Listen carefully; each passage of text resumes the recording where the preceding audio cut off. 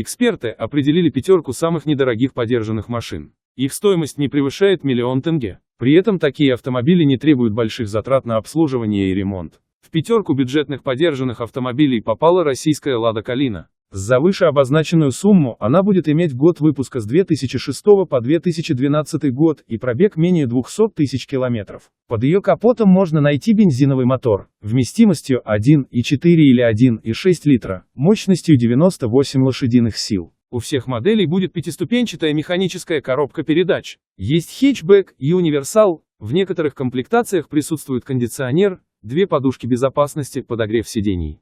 Эксперты отмечают ее дешевое обслуживание и доступность запчастей. За 800-900 тысяч тенге продается сегодня и Volkswagen Golf 3. Его возраст составит порядка 20-25 лет, но это не мешает ему оставаться вполне надежным и удобным автомобилем, считают эксперты.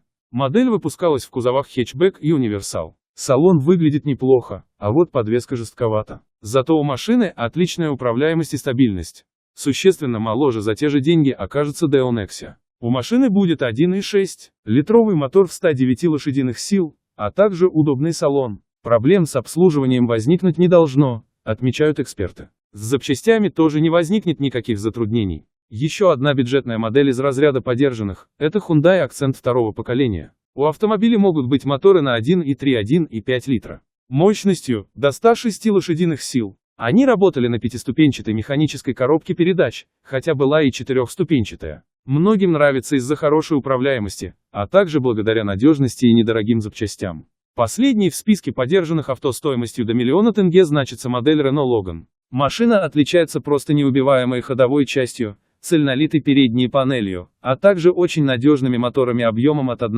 литра до 1,6 литра. Мощностью до 102 лошадиных сил. Эксперты не называют машину комфортной, но отмечают ее надежность и недорогое обслуживание.